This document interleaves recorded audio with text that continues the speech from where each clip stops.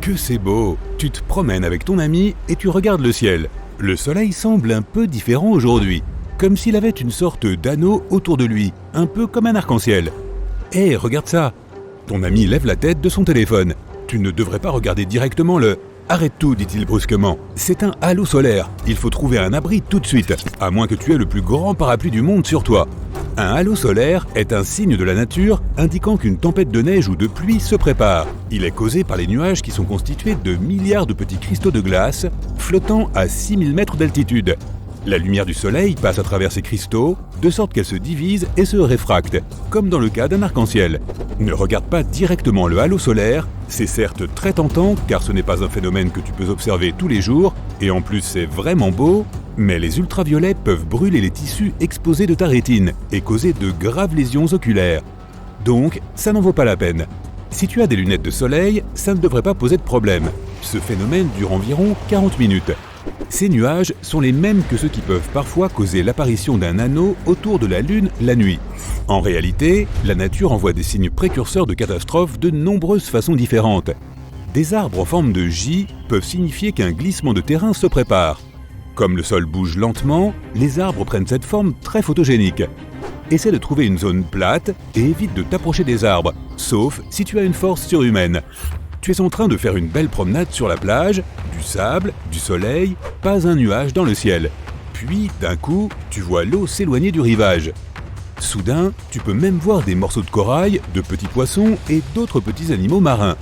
C'est un signe qu'il faut t'éloigner au plus vite du rivage. Il pourrait y avoir un tsunami en préparation. Un tel phénomène se produit lorsqu'un tremblement de terre se produit sous l'eau et il peut déferler sur la côte à 800 km/h. Il se produit surtout dans l'océan Pacifique, mais pourquoi prendre le risque? Si tu vois un chenal d'eau agité près de la côte, reste à l'écart. Il pourrait y avoir un courant de retour sous la surface qui peut être extrêmement dangereux. Parfois, les vagues frappent le rivage d'une manière bizarre, ce qui forme des courants de retour. Tu verras peut-être un vide étrange dans les vagues où tu remarqueras des morceaux d'algues allant dans toutes les directions.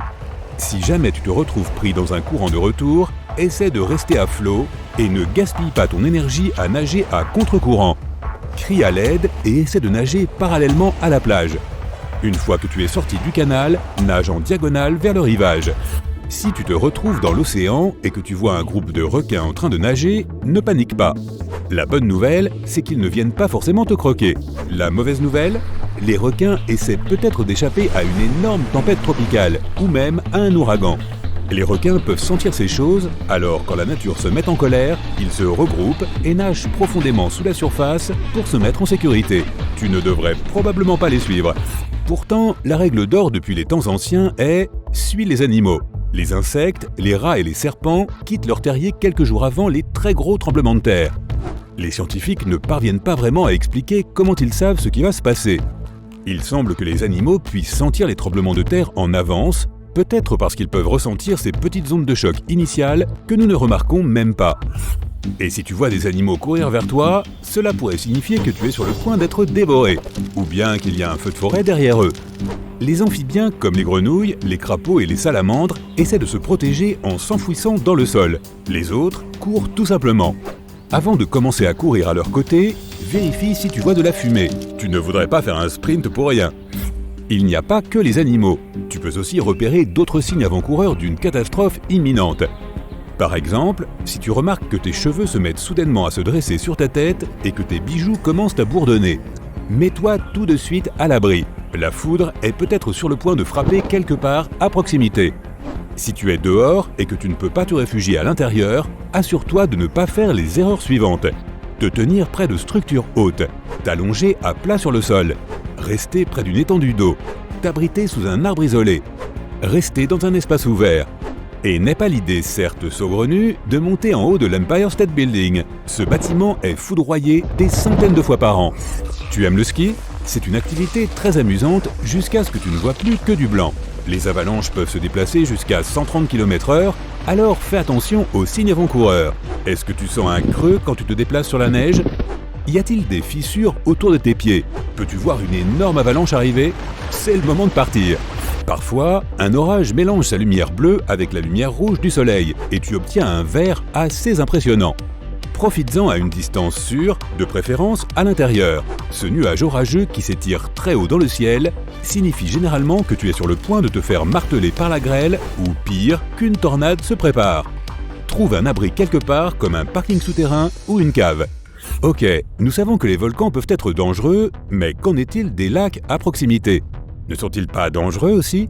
Les lacs qui se trouvent près de quelque chose de très chaud qui ne refroidit jamais, comme les volcans, sont comme des canettes de soda secouées sauvagement, attendant juste d'éclater.